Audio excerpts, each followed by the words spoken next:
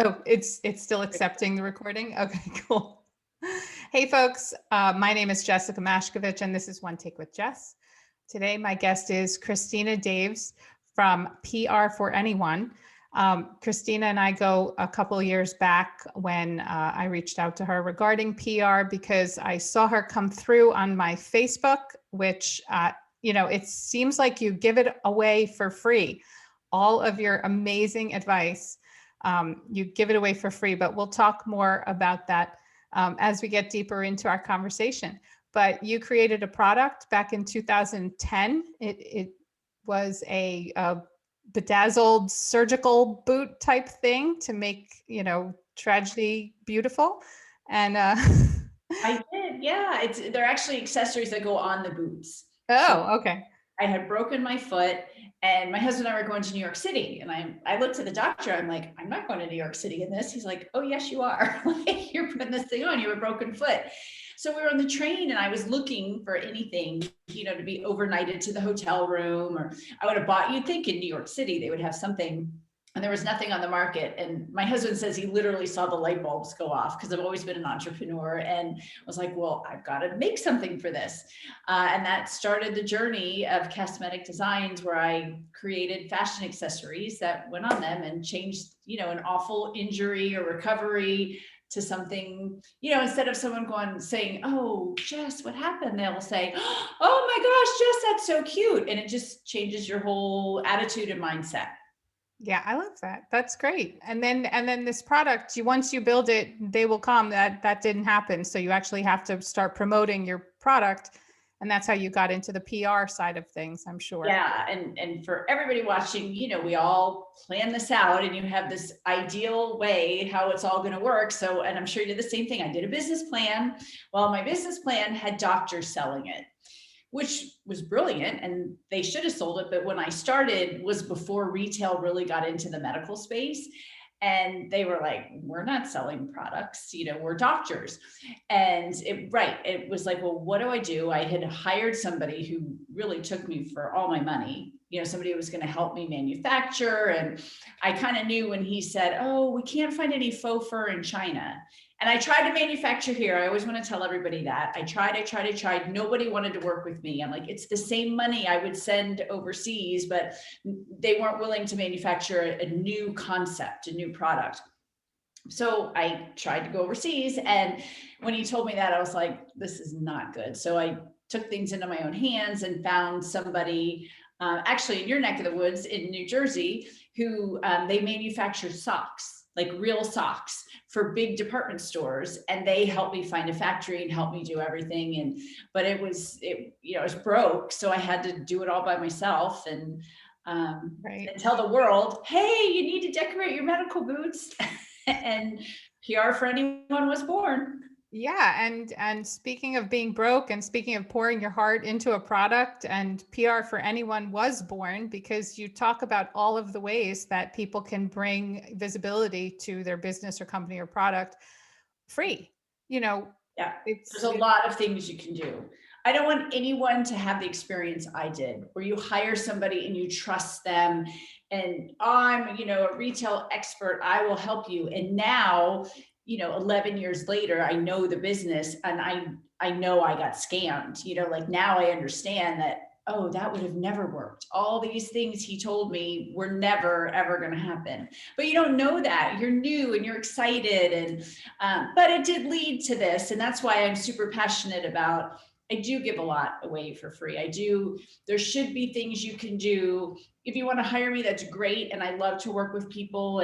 But I don't ever push anyone either. It's like, if you're ready and you're ready to do this, we'll do it. And I just save you a lot of time, or here's a lot of things you can do all by yourself just to get started, so you can make some money and, put it back into your company and really let people learn about your product. Yeah. And before we start talking about some of those tactics and tips, I want to know how it worked out with the cast cover company. Oh, that was 2010. I'm actually talking to somebody who I'm so passionate about the PR side of it. And there's somebody else, like kind of in my space, and we got to be friends. And I'm like, hey, I really would like to not do this and do this, are you interested? And so we're talking, that's how business goes. But I had amazing things. I was featured on the Steve Harvey show. I won his top inventor competition. Diana Ross wore the product when she sang for President Obama. Carla Hall wore it on the Chew.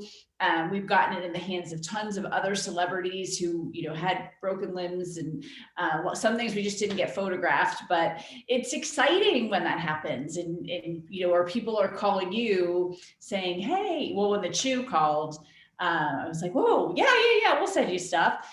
So yeah, it was pretty neat. That's great. And was that all from your own efforts, your own organic PR efforts that you talk about? So it worked. It works. It worked. And everything I did, I never paid for SEO. I never did anything. We built a website in 2010, and I'm still page 1 of Google. If you type in medical boot, anything related to a medical boot, either an image comes up or my website comes up. And it's still an old website, like it should be updated. But that goes to show you what organic reach can do when you get media, because you get all that Google juice, every time my product was on TV or, in the media, and it just, every time you search that word, I come up. That's awesome. So people are out there and they want to be entrepreneurs. They have an innovative product. They may or may not have patented it. They want to be, first to market, right? Nowadays, it really is speed to market and getting eyeballs. Vying for attention is just such a challenging space. And plus you're being, bombarded from all different ways. You have your streaming services, you have product placement inside of TV shows and movies. You have social media stuff that's popping up either within or on the side. You have email campaigns. And then, PR used to be from the news or the newspapers. But where are people getting PR now from? Right. And it really is everywhere. The key is the message. Who is your ideal customer? Client or customer. I'm assuming most people here are productpreneurs. Who's the ideal customer? What are they reading? What are they watching? And how do you grab their attention? What's their pain? And how do you fix it? Like my pain was, I know how awful. Are you in this ugly medical boot? If you are, you know exactly what I'm talking about. Because I would stop people on the street. I'm like, what if you could decorate that? They were like, oh my gosh, yes. So you've got to hit their pain point. Maybe yours is, do you ever put a blanket on? You hate when it always falls off. Like you can't cuddle in a blanket. Something that's going to stop them in their tracks to say, yes, that's me, because that's all you have right now. They said it used to be 7 seconds, and I haven't found it yet, but somebody told me that Lululemon did a study and it's now 3 seconds. If you don't grab them in 3 seconds, you're done. That means when they land on your website, when they see your ad on social media, when they see your post on social media, if it doesn't stop them, because we're in scroll nation, this is what we do now, just go, go, go, go, go. So that's the most important thing, is how do you stop them? How do you stop them? How do you stop them? Well, that's the message. That's for sponsored ads. Your whole thing is probably not going the route of sponsored ads or paying people to be celebrity endorsers. Yours is more, it seems it's more organic, getting through. People want to call you to wear the product because they may have seen you elsewhere. Right. And it's just, I'm constantly, like, somebody told me this years ago, they're like, my God, you're everywhere. Like, that's good. And you mentioned when we came on, the pink. People know this brand. They know me. They know PR for anyone is pink. And that happened organically too. I just told Jess the story. I was actually at an event and somebody said, oh, you're the PR lady in pink. You're not in pink. I didn't recognize you. And that meant I had to go shopping for a pink dress for my next event. But seriously, it's building that brand awareness and just constantly, like, and I'm a huge proponent of media. The more you're in the media, when people type things into Google, you just start to show up. And I don't have a ton of Google juice like that. I mean, I do now, but I didn't get it from Cosmetic Designs. I got it from all the media that I got that built my muscle. So let somebody else do it for you. Take advantage of the gift guides and the Huffington Post and the Thrive Globals and who's got all that Google juice, and let them tell your story for you. So are reporters and writers looking for content? Because I feel like when you send something in, they're probably getting millions of emails. I think I'm just like scarred from the whole buyer space of but always knowing that buyers of retail locations are getting so many emails. You're inundated. It's the black hole. Is that not the case with reporters and media? It is, but you got to give them something good. Don't just say, oh, here's my product. Like my very first television appearance wasn't, hey, let's feature Christina Daves and Cosmetic Designs. I pitched National Healthy Foot Month. Like, why don't we do a segment about National Healthy Foot Month and put a couple products that are related to this? So we did some cute shoes for kids that, help their feet, and my product. And you've got to think outside of the box.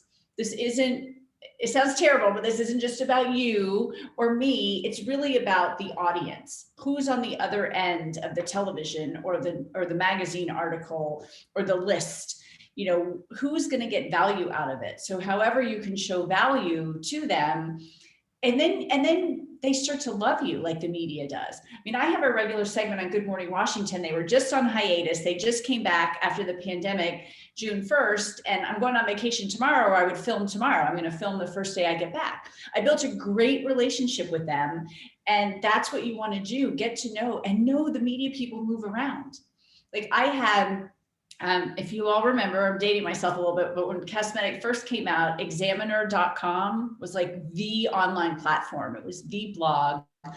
And she asked if she could write an article. I was like, sure, anything to get it out. Well, a couple of years later, she was at Forbes. And she's like, I always loved your story. I just pitched my editor. I'd love to do a story on you for Forbes. I was like, okay. So just remember, and now with COVID, a lot of people aren't at their one place. They're freelancing all over the place. Build relationships, find those people. Once they get to know you and like you, they want to help you. And it helps them. I go back to your question. Give them a good story that's valuable to their audience. You make their job easier. Yeah, that makes sense. Is there something that you use to like keep track of where these media people are, or in certain circumstances, buyers, for people who have the retail products? Is there a way to keep track? I do a Google spreadsheet. You used to be able to do it on LinkedIn, which was great. You used to be able to tag your press and tag buyers, and they got rid of that feature. Mm. So I tell people, start a Google spreadsheet. And what we do in my office is we do it like every 2 to 3 months. Like my intern Maria, she just finished it yesterday. I'm like, here's the media list. See where if they're still there or not. Go to their LinkedIn profiles. If they're active on LinkedIn, it's going to be updated. If they're not, find them somewhere else. Find them on Twitter. They're journalists. They're going to tell people where they're working. So and if they're not active on social media, they're probably not a really active journalist, because they've got to push their stuff out too. Right. Do you reach out to them at that point? Like you said every now and then, do you reach out and say, hey, I see that you're at a different location, wishing you the best of luck? Absolutely. Absolutely. I just, with the Today Show, I knew a producer before. She left for a while. She just came back as the EP for the 4th hour, and they just got nominated for an Emmy. I just shot her, and it was truly authentic. Like, I'm not doing it but I would just I just congratulated her. I'm like, oh, I bet you're so glad you came back. Like, that's so awesome. And she said, thank you. It's just, so it just keeps you front of mind. So if I do have something I want to pitch them, I know she's reading my emails. Yeah, that's a great tip. And you can always say, hey, are you working, when you build that relationship, hey, are you working on anything I could help you with? Oh, that's interesting. Yeah. So what are the top things that are preventing people from doing this? Because I was on board when I first met you, and you have this like 10-day challenge, and I was like, I can do that. I've done that myself. When I first created my product, I was so wild about getting it out there. I called the Today Show. I called this. I got in touch with producers. But so then it just kind of tapers off a little. And then your challenge came about, where you're challenging people to do this. And it's like a 10-day thing. And I'm like, this is great. So, and then for some reason, I didn't even make it through the 10 days. What prevents people from carrying through on this? It seems so easy. Like, you're making it so attainable and so easy. And it is. But you have to be willing to, you have to do it. B, you have to be willing to take no's. I mean, you're going to get no's. I'm telling you right now, not everybody is going to say yes. But if I had gotten all no's and the only yes I ever got was the Steve Harvey show, I would take all the no's piled up on top for that one yes. Because I got on the show, I got Diana Ross to wear it. I went back to the show. They did another segment about me, about Diana Ross, and then they did another segment. So I got 3 segments on the Steve Harvey show. Yeah. That all from one pitch, one thing. So was that worth it? Absolutely.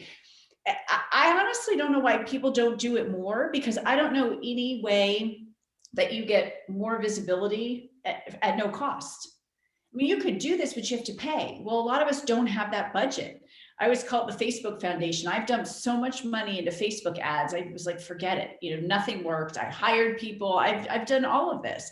So just do it. It's less than 10 minutes a day. Get your mind around, you're going to do some kind of marketing. You're going to do email marketing. Maybe you're mailing postcards. Maybe you're reaching out to buyers. Why not throw in another 5 minutes of PR?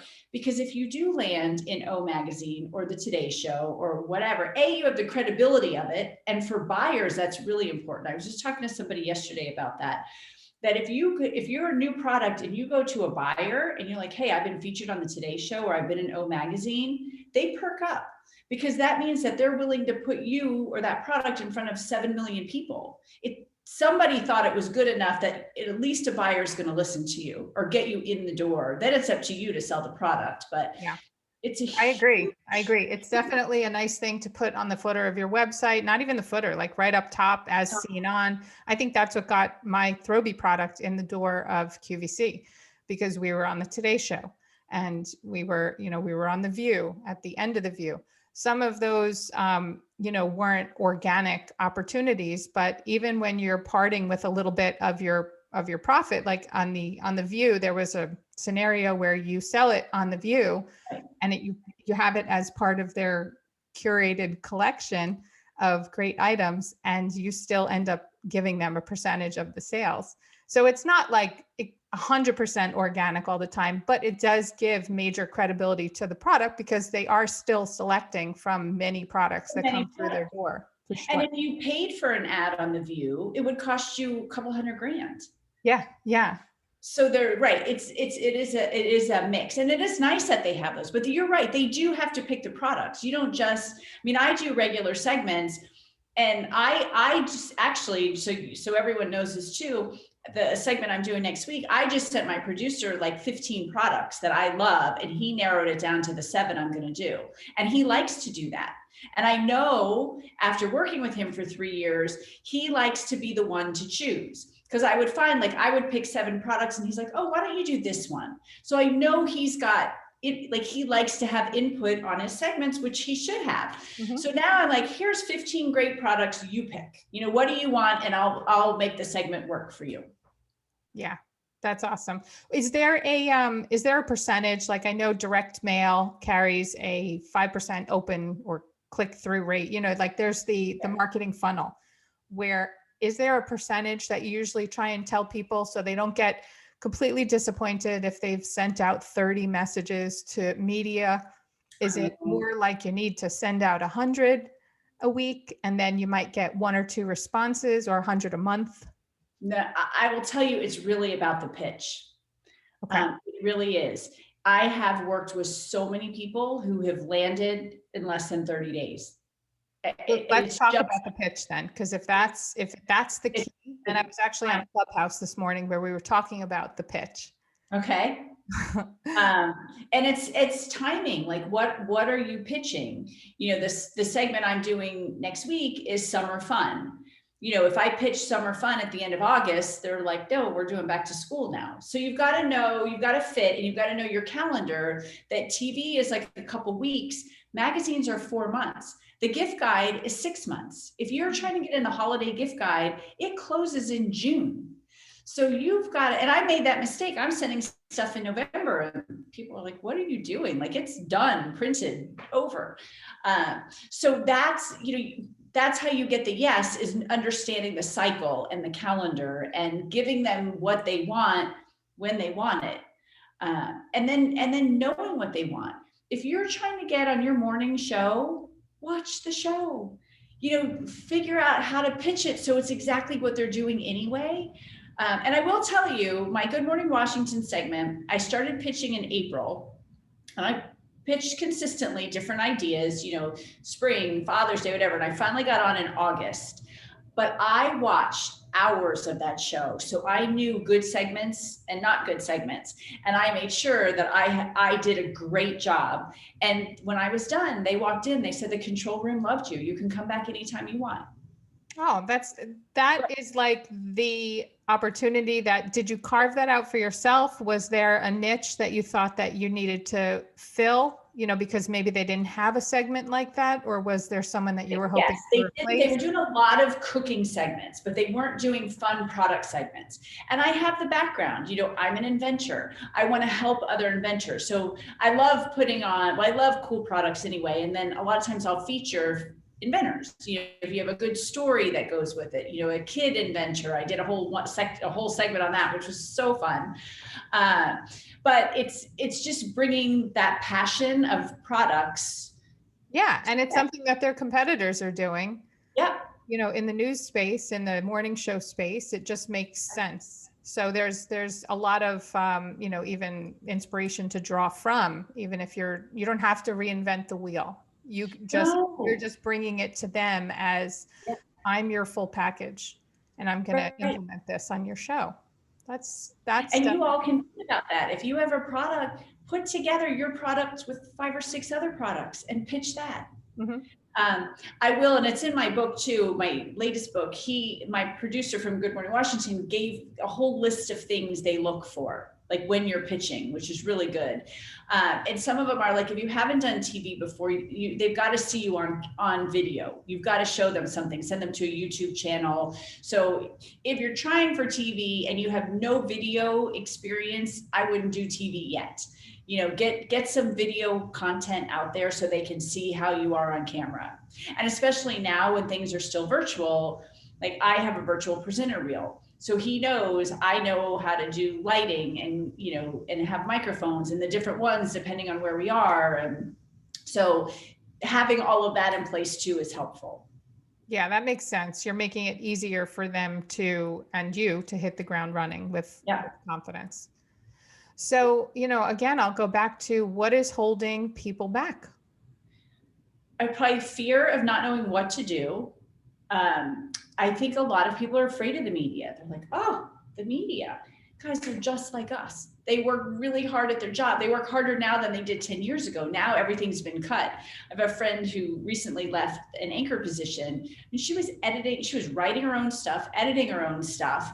So they're so overworked that you just have to just push that aside and know that the newsroom is looking for good story ideas. Anything, I'm sorry, go ahead. No, I was just saying, but know the show, know the outlet.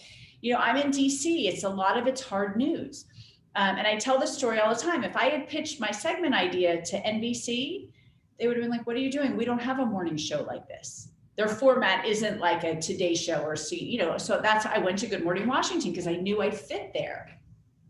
So that's really important to do that. When you're pitching the media, should you take, like you said, they're busy, they have a certain style, they have to write and this and that, they have to do so many things. Would it be helpful to pitch them almost a pre-written article, like here's what I can do, or is that insulting to their journalistic? Yeah, you definitely don't want to do that. And that's a good point that you bring up, Jess, because people always say to me, I don't have time to write an 800-word article. You're not writing an 800-word article. You're giving them a quote.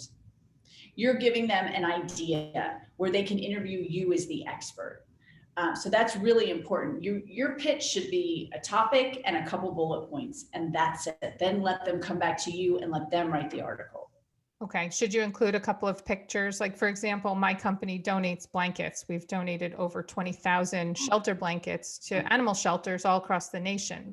And we have photographs of the dogs using the blankets and things. Is that something that they would want to have visuals at the moment of the pitch? Yeah, absolutely. And especially now with COVID, they're doing that. matter of fact, for the segment I'm doing next week, he's like, hey, I need you to shoot some B-roll, which is literally from my phone. I don't have a professional thing. I'm going to do my segment and then I've got to film some other stuff that they can cut in. So yes, if you have B-rolls, send it to them. And I worked with a client and we were trying to get them in the Business Journal. And that's what he said. They were doing a big charity event. And he said, do you have any pictures? Have them to have pictures and send them to me. Yeah. And just for reference, B-roll is like the filming of the lifestyle use or additional uses of the item that you of your product, right? Like you're just turning on your camera. Like you might be putting the blanket on, or someone sitting on a couch doing it.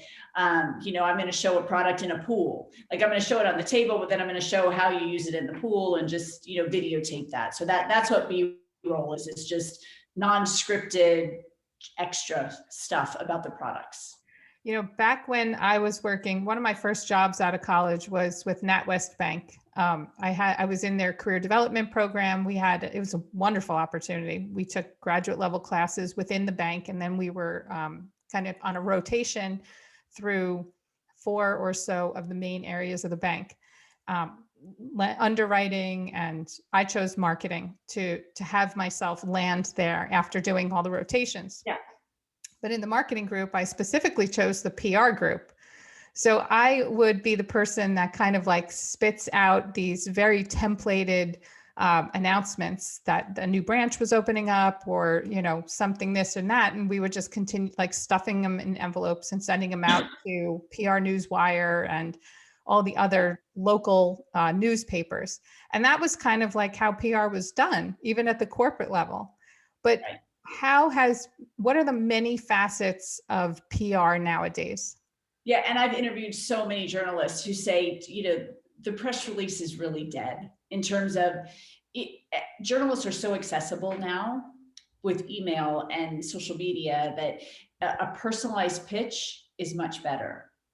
Hey, Jess, I just read the story that you wrote about X, Y, and Z. Did you know blah, blah, blah, right? I love that. And did you know this?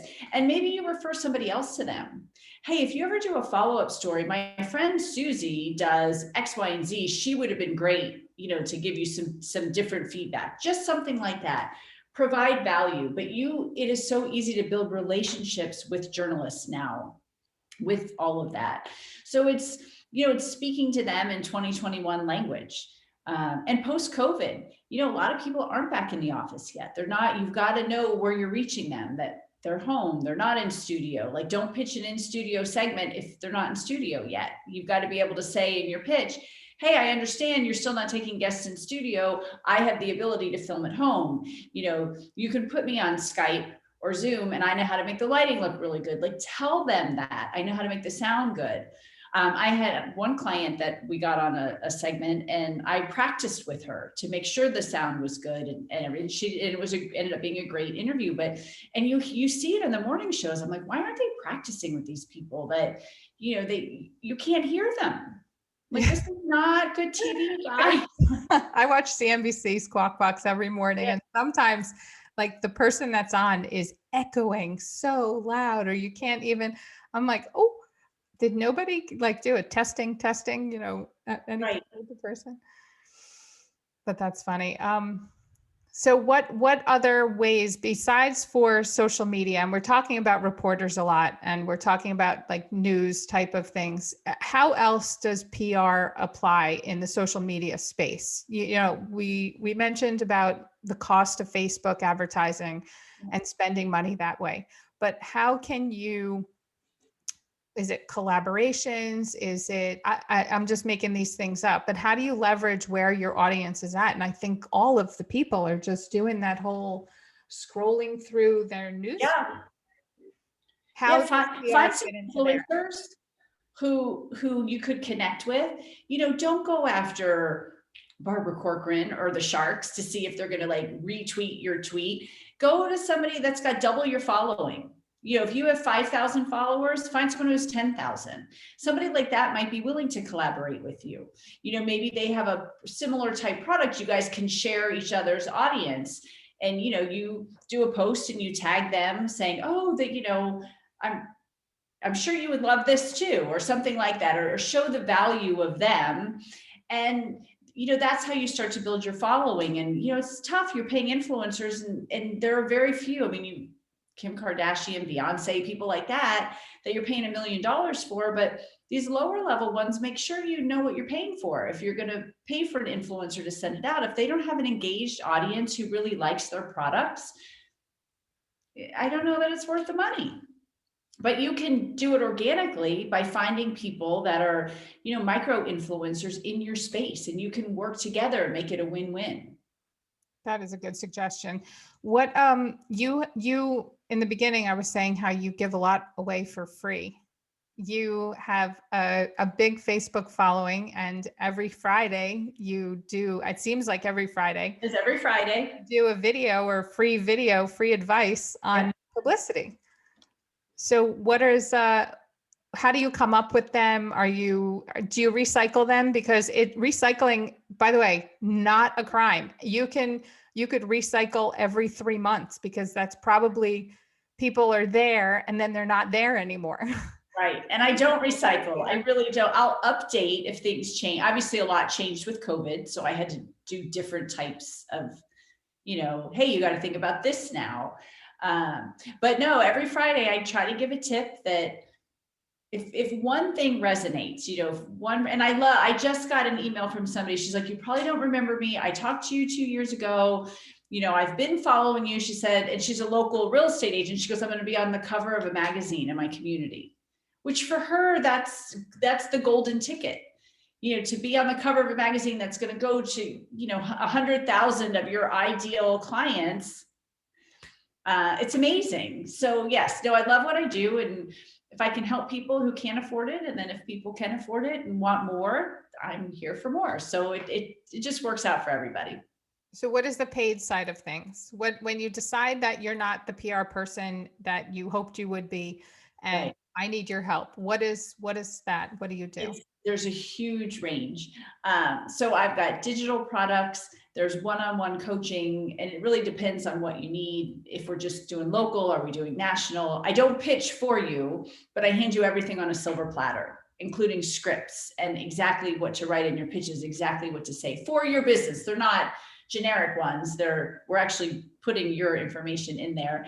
And then I'm doing a live event in August in Dallas, which is amazing. It has a virtual component and an in-person, and that's captivateandcashinlive.com.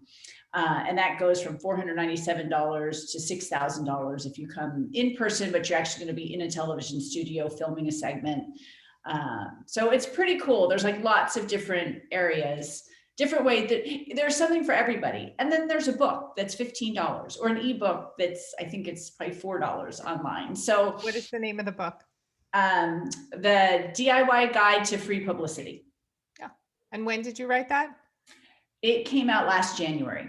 Okay. Cause I was wondering if it was back when you had first started this, that was PR for anyone. Okay. And I took that book and I updated it and I put case studies in it, because what I have found is that when people see how other people did it, they're like, I can do that. I didn't realize this is how easy this was. So I just kind of tell people what they did, how you do it. And then people, like I said, if they want to do it themselves, if they want to figure it out, there'll be trial and error. I did a lot of trial and error, but you can learn how to do it and be successful at it. You did. Look how much media you've gotten. I did, but I was going to mention that I feel like I need an accountability coach, because once you start down the road and then you start tapering off, right, it's getting back to it again, and then being accountable to someone that says, hey, did you do the follow-up? Or, hey, how did that turn out?